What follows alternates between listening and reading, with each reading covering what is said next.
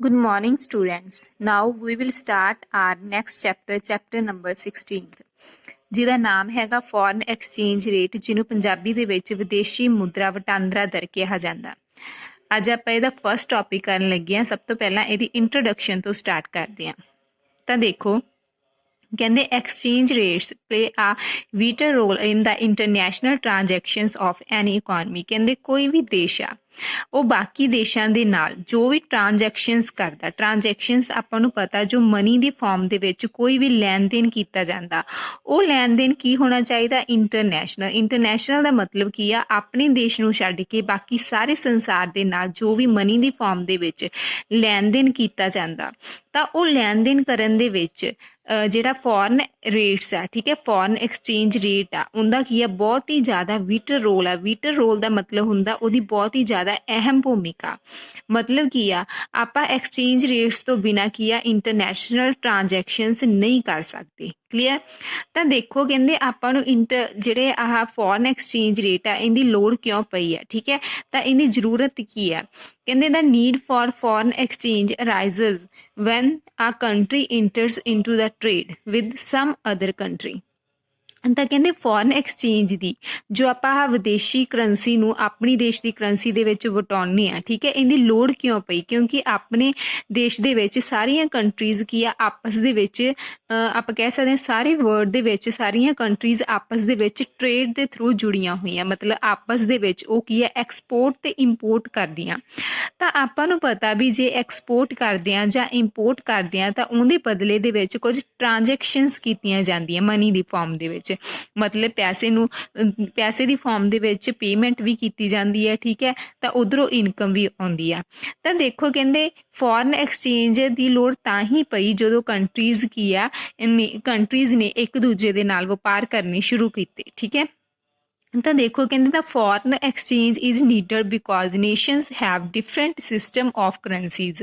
ਹੁਣ ਆਪਾਂ ਨੂੰ ਪਤਾ ਵੀ ਆਪਣੇ ਵਰਲਡ ਦੇ ਵਿੱਚ ਬਹੁਤ ਸਾਰੀਆਂ ਕੀ ਆ? ਕੰਟਰੀਜ਼ ਆ, ਤਾਂ ਉਹਦੇ ਵਿੱਚ ਕਰੰਸੀਜ਼ ਵੀ ਕੀ ਆ? ਉਹਨਾਂ ਦਾ ਸਿਸਟਮ ਵੀ ਅਲੱਗ ਆ, ਕਰੰਸੀ ਸਿਸਟਮਸ ਵੀ ਅਲੱਗ ਆ। ਤਾਂ ਕਰਕੇ ਕਹਿੰਦੇ ਫੋਰਨ ਐਕਸਚੇਂਜ ਦੀ ਕੀ ਆ? ਲੋੜ ਪਈ। And the currency of one country is acceptable only within it's border, ਠੀਕ ਹੈ। ਤਾਂ ਕਹਿੰਦੇ ਆਪਾਂ ਨੂੰ ਪਤਾ ਜੇ ਫੋਰ ਐਗਜ਼ਾਮਪਲ ਕਿ ਆਪਣਾ ਕੀ ਆ? ਇੰਡੀਆ, ਠੀਕ ਹੈ, ਇਹਦੇ ਵਿੱਚ ਕੀ ਚੱਲਦੇ ਆ? ਰੁਪੀਜ਼ ਚੱਲਦੇ ਆ। ਜੇ ਦੂਜੇ ਪਾਸੇ ਦੇਖੀਏ ਵੀ ਕਈ ਕੰਟਰੀਜ਼ ਜਿਵੇਂ ਕੈਨੇਡਾ ਵਗੈਰਾ, USA ਵਗੈਰਾ, ਉਹਦੇ ਵਿੱਚ ਡਾਲਰਸ ਚੱਲਦੇ ਆ। ਤਾਂ ਇਹਨੂੰ ਬੋਲਦੇ ਆ ਵੀ ਡਿਫਰੈਂਟ ਕੰਟਰੀਜ਼ ਦੇ ਵਿੱਚ ਜੋ ਕਰੰਸੀ ਦਾ ਸਿਸਟਮ ਆ ਉਹ ਵੀ ਕੀ ਆ? ਡਿਫਰੈਂਟ ਆ। ਮਤਲਬ USA ਦੇ ਵਿੱਚ ਡਾਲਰਸ ਚੱਲਦੇ ਆ, ਆਪਣੇ ਇੰਡੀਆ ਦੇ ਵਿੱਚ ਦੇਖੀਏ ਤਾਂ ਆਪਾਂ ਰੁਪੀਜ਼ ਚੱਲਦੇ ਆ। ਮਤਲਬ ਕੀ ਆ? ਇੰਡੀਆ ਦੇ ਵਿੱਚ ਜੇ ਆਪਾਂ ਰਹਿ ਰਹੇ ਹਾਂ ਤਾਂ ਓਨਲੀ ਆਪਣੀਆਂ ਪੇਮੈਂਟਸ ਇੰਡੀਆ ਦੇ ਵਿੱਚ ਕਿਹਦੀ ਫਾਰਮ ਦੇ ਵਿੱਚ ਅਸੈਪਟ ਹੋਣਗੀਆਂ? ਜੇ ਆਪਾਂ ਰੁਪੀਜ਼ ਦੀ ਫਾਰਮ ਦੇ ਵਿੱਚ ਲੈਣ ਦੇਣ ਕਰਦੇ ਹਾਂ। ਜੇ ਆਪਾਂ USA ਦੇ ਵਿੱਚ ਰਹਿ ਰਹੇ ਹਾਂ ਤਾਂ USA ਦੇ ਵਿੱਚ ਡਾਲਰ ਚੱਲਦੇ ਆ, ਆਪਾਂ ਇਹਦੇ ਵਿੱਚ ਰੁਪੀਜ਼ ਨਹੀਂ ਚਲਾ ਸਕਦੇ। ਮਤਲਬ ਪੈਸਾ ਕਿਹੜੀ ਫਾਰਮ 'ਚ ਹੋਣਾ ਚਾਹੀਦਾ? ਡਾਲਰਸ ਦੀ ਫਾਰਮ ਦੇ ਵਿੱਚ ਹੋਣਾ ਚਾਹੀਦਾ। ਮਤਲਬ ਕੀ ਆ? ਕਹਿੰਦੇ ਦਾ ਕਰੰਸੀ ਆਫ ਵਨ ਕੰਟਰੀ, ਕਹਿੰਦੇ ਕਿਸੇ ਵੀ ਇੱਕ country the currency is accepted, ਕਿ ਕਹਿੰਦੇ ਉਹੀ ਕੰਟਰੀ ਦੀ ਕੀ ਆ? ਉਹੀ ਕੰਟਰੀ ਦੇ ਜਿਹੜਾ ਬਾਰਡਰ ਹੁੰਦਾ ਉਹਦੇ ਵਿੱਚ ਅਸੈਪਟ ਕੀਤੀ ਜਾਂਦੀ ਹੈ। ਜੇ USA ਨੇ, ਠੀਕ ਹੈ, ਬਾਹਰ ਪੇਮੈਂਟਸ ਕਰਨੀ ਆ, ਮਤਲਬ ਇੰਡੀਆ ਦੇ ਵਿੱਚ ਪੇਮੈਂਟਸ ਕਰਨੀਆਂ, ਤਾਂ ਉਹਨੂੰ ਕੀ ਆ? ਡਾਲਰਸ ਨੂੰ ਕਨਵਰਟ ਕਰਨਾ ਪੈਣਾ ਰੁਪੀਜ਼ ਦੇ ਵਿੱਚ। ਜੇ ਇੰਡੀਆ ਨੇ ਕੈਨੇਡਾ ਵਗੈਰਾ ਨੂੰ ਕੀ ਆ? ਪੇਮੈਂਟਸ ਕਰਨੀਆਂ, ਤਾਂ ਉਹਨੂੰ ਰੁਪੀਜ਼ ਤੋਂ ਕੀ ਆ? ਡਾਲਰ ਦੇ ਵਿੱਚ ਪੈਸਿਆਂ ਨੂੰ ਕਨਵਰਟ ਕਰਨਾ ਪੈਣਾ। ਤਾਂ ਇਹੀ ਕੀ ਹੁੰਦਾ? ਫੋਰਨ ਐਕਸਚੇਂਜ, ਠੀਕ ਹੈ। ਮਤਲਬ ਵੀ ਆ ਆਪਣੀ ਜਿਹੜੀ ਘਰੇਲੂ ਕਰੰਸੀ ਨੂੰ ਬਾਕੀ ਦੇਸ਼ਾਂ ਦੀ ਕਰੰਸੀਜ਼ ਦੇ ਵਿੱਚ ਕੀ ਆ? ਐਕਸਚੇਂਜ ਕਰਨਾ, ਉਹਨੂੰ ਬਦਲਣਾ, ਉਹਨੂੰ ਬੋਲਦੇ ਆ ਫੋਰਨ ਐਕਸਚੇਂਜ। ਕਲੀਅਰ? ਸੋ ਆਪਾਂ ਕੀ ਕਹਿ ਸਕਦੇ ਹਾਂ? ਕਹਿੰਦੇ there for any payment which has to cross our national frontier. Frontier ਦਾ ਮਤਲਬ ਕੀ ਹੁੰਦਾ? ਸੀਮਾ ਰੇਖਾ। Involves exchange of currency for the another. ਤਾਂ ਕਹਿੰਦੇ ਇਸ ਤਰ੍ਹਾਂ ਆਪਾਂ ਕਹਿ ਸਕਦੇ ਹਾਂ ਕਿ ਜੇਕਰ ਦੇਸ਼ ਦੀ ਸੀਮਾ ਤੋਂ ਬਾਹਰ ਅਦਾਇਗੀ ਕਰਨੀ ਹੋਵੇ, ਸੀਮਾ ਤੋਂ ਬਾਅਦ ਮਤਲਬ ਕੀ ਆ? ਇਹਦਾ ਫਰੰਟੀਅਰ ਮਤਲਬ ਇਹ ਆਪਣੀ ਕੀ ਆ? ਬਾਉਂਡਰੀ ਲਾਈਨ ਆ। ਜੇ ਆਹ ਬਾਉਂਡਰੀ ਲਾਈਨ ਤੋਂ ਬਾਅਦ ਬਾਕੀ ਕੰਟਰੀਜ਼ ਦੇ ਨਾਲ ਆਪਾਂ ਕੀ ਕਰਨੇ ਆ? ਪੇਮੈਂਟ ਕਰ ਰਹੇ ਹਾਂ, ਉਹਨਾਂ ਨੂੰ ਪੇਮੈਂਟ ਕਰ ਰਹੇ ਹਾਂ, ਤਾਂ ਕੀ ਆ? ਤਾਂ ਦੂਜੇ ਮੁਲਕ ਦੇ ਨਾਲ ਮੁਦਰਾ ਵਟਾਂਦਰੇ ਦੀ ਲੋੜ ਪੈਂਦੀ ਹੈ। ਤਾਂ ਦੂਜੇ ਜਿਹੜੇ ਕੰਟਰੀਜ਼ ਆ, ਠੀਕ ਹੈ, ਉਹਨਾਂ ਦੇ ਨਾਲ ਉਹਨਾਂ ਦੀ ਜਿਹੜੀ ਆਪਣੀ ਕਰੰਸੀ ਆ ਉਹਨਾਂ ਦੀ ਕਰੰਸੀ ਦੇ ਵਿੱਚ ਕੀ ਕਰਾਉਣੀ ਪੈਣੀ ਹੈ? ਕਨਵਰਟ ਕਰਾਉਣੀ ਪੈਂਦੀ ਹੈ। ਉਹਨੂੰ ਹੀ ਆਪਾਂ ਕੀ ਬੋਲਦੇ ਹਾਂ? Foreign exchange rate. ਕਲੀਅਰ? ਤਾਂ ਇਸ ਤੋਂ ਅੱਗੇ ਆਪਾਂ ਇਹਦਾ ਮੀਨਿੰਗ ਦੇਖਦੇ ਹਾਂ। Meaning of rate of exchange, ਕਹਿੰਦੇ the rate at which the currency of one country is exchanged in the currency of another country is called rate of exchange and exchange rate. ਕਹਿੰਦੇ ਉਹ ਵਾਲਾ rate ਆ ਜਿਹਦੇ ਵਿੱਚ ਕਿਸੇ ਵੀ ਇੱਕ country ਦੀ currency ਨੂੰ ਦੂਜੀ ਕੰਟਰੀ ਦੀ ਕਰੰਸੀ ਦੇ ਵਿੱਚ ਕੀ ਕੀਤਾ ਜਾਂਦਾ, ਐਕਸਚੇਂਜ ਕੀਤਾ ਜਾਂਦਾ। ਜਿਹੜੇ ਰੇਟ ਤੇ ਐਕਸਚੇਂਜ ਕੀਤਾ ਜਾਂਦਾ ਉਹਨੂੰ ਕੀ ਬੋਲਦੇ ਆ, ਰੇਟ ਆਫ ਐਕਸਚੇਂਜ ਜਾਂ ਫਿਰ ਐਕਸਚੇਂਜ ਰੇਟ। ਕਲੀਅਰ। ਤਾਂ for the Punjabi medium students, ਇੱਕ ਦੇਸ਼ ਦੀ ਮੁਦਰਾ ਜਿਸ ਦਰ ਦੇ ਨਾਲ ਦੂਜੇ ਦੇਸ਼ ਦੀ ਮੁਦਰਾ ਦੇ ਨਾਲ ਵਟਾਈ ਜਾਂਦੀ ਹੈ ਉਸ ਨੂੰ ਵਟਾਂਦਰਾ ਦਰ ਜਾਂ ਵਟਾਂਦਰੇ ਦੀ ਦਰ ਕਿਹਾ ਜਾਂਦਾ। ਕਲੀਅਰ।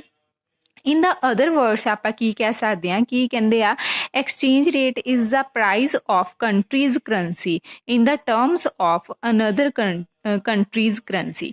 ਤਾਂ ਆਪਾਂ ਕਹਿ ਸਕਦੇ ਹਾਂ ਐਕਸਚੇਂਜ ਰੇਟ ਕੀ ਆ, ਇੱਕ ਤਰ੍ਹਾਂ ਦਾ ਪ੍ਰਾਈਸ ਆ ਜੋ ਆਪਣੀ ਕੰਟਰੀ ਨੂੰ ਦੂਜੇ ਦੇਸ਼ਾਂ ਦੀ ਦੂਸਰੇ ਦੇਸ਼ਾਂ ਦੀ ਕਰੰਸੀ ਨੂੰ ਤਬਦੀਲ ਕਰਨ ਦੇ ਵਿੱਚ ਜਿਹੜਾ ਪੇ ਕਰਨਾ ਪੈਂਦਾ। ਠੀਕ ਹੈ।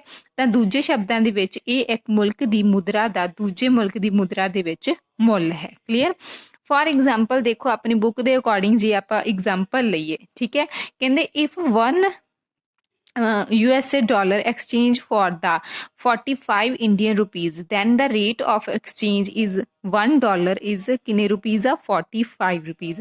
कहते जे आप एक कोई भी डॉलर आ, ठीक है, USA डॉलर आ, ਤਾਂ ਉਹਨੂੰ ₹1 ਦੇ $1 ਦੇ ਬਦਲੇ ਆਪਾਂ ਨੂੰ ਕਿੰਨੇ ਰੁਪੀਜ਼ ਮਿਲਦੇ ਆ, 45 ਰੁਪੀਜ਼ ਮਿਲਦੇ ਆ। ਠੀਕ ਹੈ। ਤਾਂ ਆਪਾਂ ਕੀ ਬੋਲ ਸਕਦੇ ਆ ਕਿ ਐਕਸਚੇਂਜ ਰੇਟ ਕੀ ਆ, $1 ਦਾ ਐਕਸਚੇਂਜ ਰੇਟ ਕੀ ਆ, ਉਹਦੇ ਬਦਲੇ ਆਪਾਂ ਨੂੰ ਕਿੰਨੇ ਰੁਪੀਜ਼ ਦੇਣੇ ਪੈਣਗੇ, 45 ਰੁਪੀਜ਼ ਦੇਣੇ ਪੈਣਗੇ। ਇਹਨੂੰ ਹੀ ਬੋਲਦੇ ਆ ਐਕਸਚੇਂਜ ਰੇਟ। ਕਲੀਅਰ।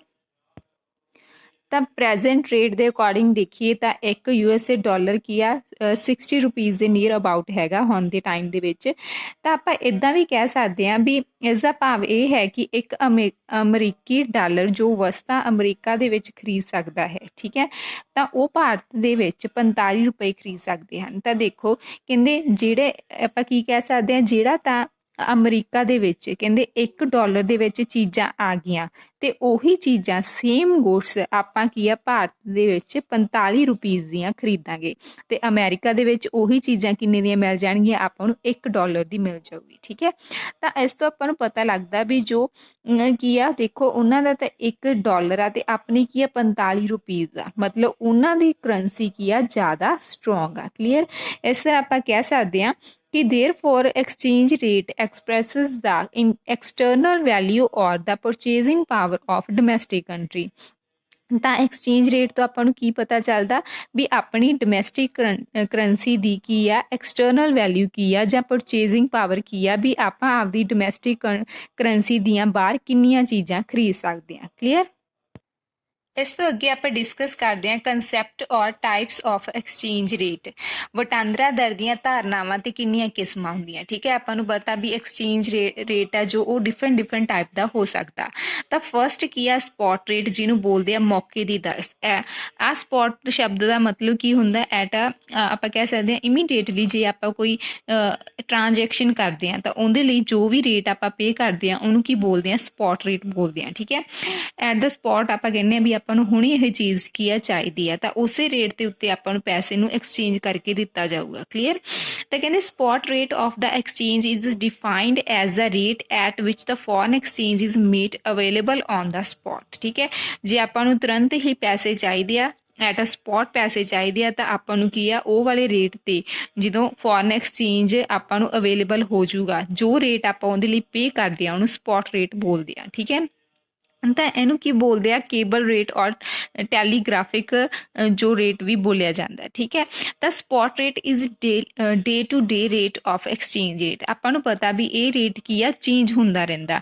ਤਾਂ ਇਹ ਕੀ ਹੈ ਡੇ ਟੂ ਡੇ ਆ, ਮਤਲਬ ਜਦੋਂ ਆਪਾਂ ਜਿਹੜੇ ਦਿਨ ਕੀ ਆ ਆਪਾਂ ਨੂੰ ਪੈਸੇ ਚਾਹੀਦੇ ਆ ਉਸੇ ਦਿਨ ਦੇ ਵਿੱਚ ਜੋ ਵੀ ਰੇਟ ਚੱਲ ਰਿਹਾ ਐਕਸਚੇਂਜ ਰੇਟ, ਚਾਹੇ ਆਪਣਾ 45 ਰੁਪਏ ਆ ਚਾਹੇ ਆਪਾਂ ਕਹਿ ਸਕਦੇ ਹਾਂ 50 ਰੁਪਏ ਆ। ਠੀਕ ਹੈ। ਤਾਂ ਉਹੀ ਰੇਟ ਤੇ ਜੋ ਡੇਲੀ ਕੀ ਆ ਚੇਂਜ ਹੁੰਦਾ ਰਹਿੰਦਾ ਤੇ ਜਿਹੜੇ ਡੇ ਆਪਾਂ ਨੂੰ ਟ੍ਰਾਂਜੈਕਸ਼ਨਸ ਕਰਨੀ ਆ, ਆਪਾਂ ਜਿਹੜੀ ਡੇ ਆਪਾਂ ਕੀ ਆ ਕਨਵਰਟ ਕਰਨਾ ਪੈਸਾ, ਉਸੇ ਡੇਟ ਤੇ ਜੋ ਵੀ ਕੀ ਆ ਆਪਾਂ ਨੂੰ ਰੇਟ ਚੱਲ ਰਿਹਾ ਉਹੀ ਪੇ ਕਰਨਾ ਪਊਗਾ। ਠੀਕ ਹੈ, ਤਾਂ ਕਰਕੇ ਇਹਨੂੰ ਬੋਲਿਆ ਜਾਂਦਾ ਵੀ ਇਹ ਦਰ ਰੋਜ਼ਾਨਾ ਦਰ ਹੁੰਦੀ ਹੈ, ਜੋ ਕੀ ਆ ਰੋਜ਼ਾਨਾ ਕੀ ਆ ਚੇਂਜ ਹੁੰਦੀ ਰਹਿੰਦੀ ਹੈ। ਠੀਕ ਹੈ, ਤਾਂ ਇਸ ਤੋਂ ਅੱਗੇ ਦੇਖੋ ਕਹਿੰਦੇ this rate is quite differently for the buyers and the sellers. ਠੀਕ ਹੈ, ਤਾਂ ਇਹ ਰੇਟ ਕੀ ਆ ਸੈਲਰਸ ਤੇ ਬਾਇਰ ਦੇ ਲਈ ਅਲੱਗ-ਅਲੱਗ ਹੁੰਦਾ।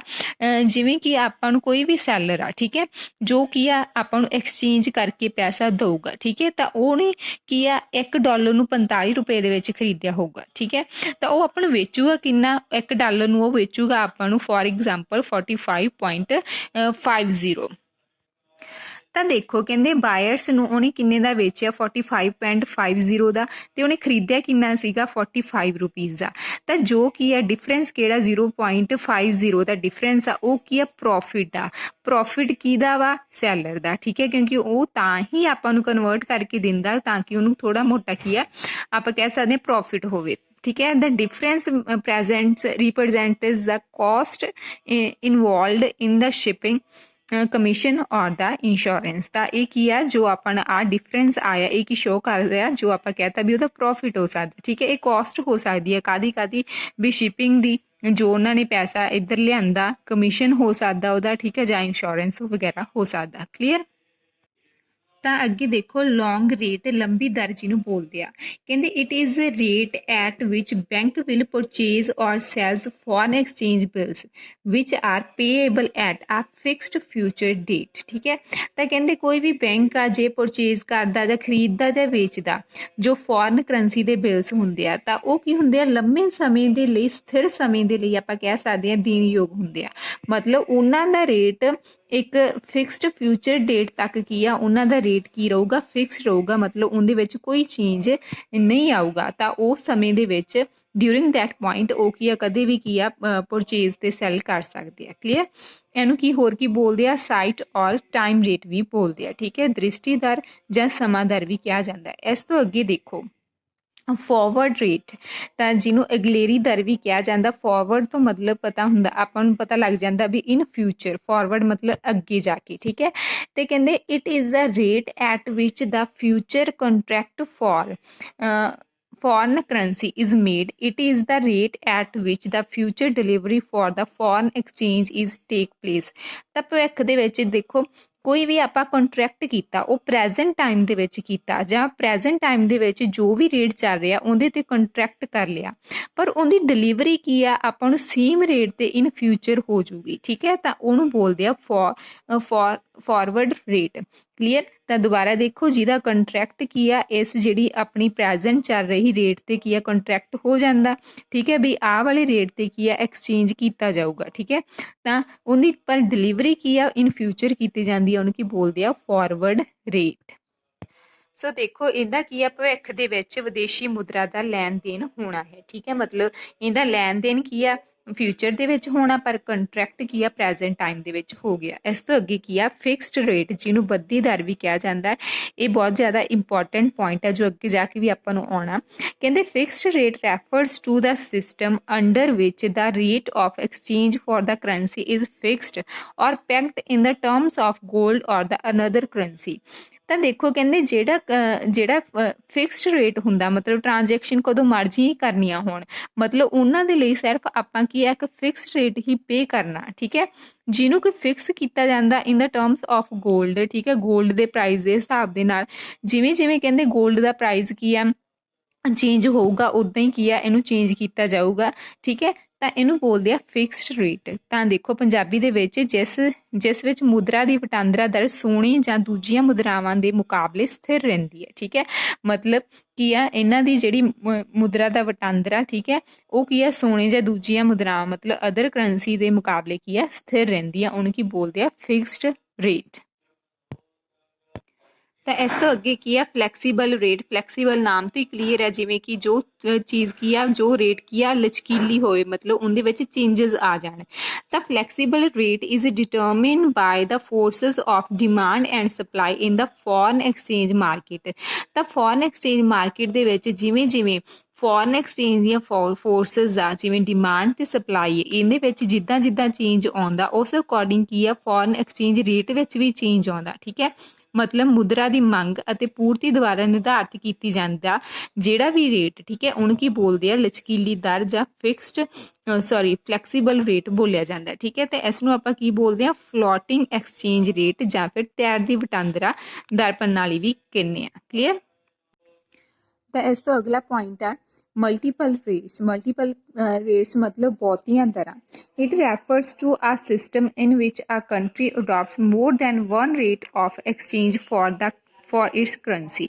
ਤਾਂ ਦੇਖੋ ਕਹਿੰਦੇ ਨਾਮ ਤੋਂ ਹੀ ਕਲੀਅਰ ਹੈ ਕਿ ਮਲਟੀਪਲ ਰੇਟਸ ਹੋਣਗੇ, ਮਤਲਬ ਅਲੱਗ-ਅਲੱਗ ਦੇ ਲਈ ਅਲੱਗ-ਅਲੱਗ ਕੀ ਹੈ ਰੇਟਸ ਰੱਖੇ ਜਾਣਗੇ, ਠੀਕ ਹੈ। ਮਤਲਬ ਕੀ ਆ, ਜੇ ਕਿਸੇ ਨੇ ਐਕਸਚੇਂਜ ਕਰਵਾਉਣਾ ਪੈਸਾ ਤਾਂ ਦੇਖੋ ਉਹ ਅਲੱਗ-ਅਲੱਗ ਫਿਕਸ ਕੀਤਾ ਜਾਊਗਾ। ਫਿਕਸ ਮਤਲਬ ਕੀ ਆ, ਜਿਹੜੇ ਆਯਾਤ ਕਰਤਾ ਮਤਲਬ ਇੰਪੋਰਟਰਸ ਆ ਉਹਨਾਂ ਲਈ ਐਕਸਚੇਂਜ ਰੇਟ ਅਲੱਗ ਹੋਊਗਾ, ਜਿਹੜੇ ਐਕਸਪੋਰਟਰਸ ਆ ਉਹਨਾਂ ਲਈ ਅਲੱਗ ਹੋਊਗਾ, ਜਿਹੜੀਆਂ ਅਦਰ ਕੰਟਰੀਜ਼ ਆ ਉਹਨਾਂ ਲਈ ਅਲੱਗ ਹੋਊਗਾ।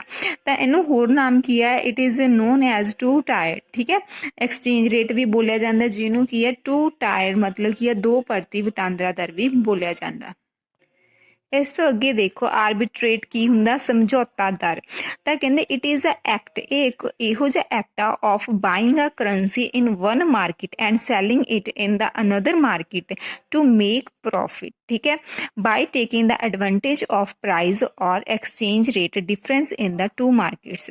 ਮੰਨ ਲਓ ਕਿ ਇੱਕ ਮਾਰਕੀਟ ਦੇ ਵਿੱਚ ਕੀ ਆ, ਉਹ ਕਰੰਸੀ ਸਸਤੀ ਮਿਲ ਰਹੀ ਆ ਤੇ ਦੂਸਰੀ ਦੇ ਵਿੱਚ ਜੇ ਪ੍ਰਾਈਸ ਪੇ ਕਰਕੇ ਮੰਨ ਲਓ ਉਹ ਕਰੰਸੀ ਨੂੰ ਖਰੀਦ ਲਿਆ ਤੇ ਦੂਸਰੀ ਮਾਰਕੀਟ ਦੇ ਵਿੱਚ ਜਿੱਥੇ ਕੀ ਆ ਉਹ ਕੀ ਆ ਉਹਨੂੰ ਮਹਿੰਗੇ ਪ੍ਰਾਈਸ ਦੇ ਉੱਤੇ ਕੀ ਆ ਵੇਚ ਦਿੱਤੀ ਜਾਊਗੀ, ਠੀਕ ਹੈ। ਤਾਂ ਇਹਦਾ ਮਤਲਬ ਕੀ ਹੋਇਆ, ਬਾਇੰਗ ਆ ਕਰੰਸੀ ਇਨ ਵਨ ਮਾਰਕੀਟ, ਇੱਕ ਮਾਰਕੀਟ ਦੇ ਵਿੱਚ ਕਰੰਸੀ ਨੂੰ ਖਰੀਦਿਆ, ਦੂਜੀ ਮਾਰਕੀਟ ਦੇ ਵਿੱਚ ਉਹਨੂੰ ਕੀ ਆ ਵੇਚ ਦਿੱਤਾ। ਤਾਂ ਦੇਖੋ ਫੋਰ ਐਗਜ਼ਾਮਪਲ ਇਹਦੇ ਵਿੱਚ ਉਹਨਾਂ ਨੇ ਕੀ ਆ 45 ਰੁਪੀਜ਼ ਦੀ ਆਪਾਂ $1 ਖਰੀਦਿਆ ਤੇ ਆਹ ਵਾਲੀ ਮਾਰਕੀਟ ਦੇ ਵਿੱਚ ਉਹ ਕੀ ਆ 46 ਰੁਪੀਜ਼ ਦੇ ਵਿੱਚ ਕੀ ਆਪਾਂ ਕਹਿ ਸਕਦੇ ਹਾਂ ਉਹ ਕਰੰਸੀ ਨੂੰ ਵੇਚ ਦਿੰਦਾ। ਤਾਂ ਮਤਲਬ ਜੋ ਕੀ ਆ, ਜੋ ਡਿਫਰੈਂਟ ਆਇਆ ਪ੍ਰਾਈਜ਼ਸ ਦੇ ਵਿੱਚ, ਜੋ ਉਹਨੂੰ ਪ੍ਰੋਫਿਟ ਮਿਲਿਆ ਉਹਨੂੰ ਕੀ ਬੋਲਦੇ ਆ, ਆਰਬਿਟਰੇਟ, ਜਿਹਨੂੰ ਕਿ ਸਮਝੌਤਾ ਦਰ ਕਿਹਾ ਜਾਂਦਾ। ਇਹਦੇ ਨਾਲ ਹੀ ਆਪਣੀਆਂ ਇਹ ਸਾਰੀਆਂ ਟਾਈਪਸ ਫਿਨਿਸ਼ ਹੋ ਗਈਆਂ। Thank you students.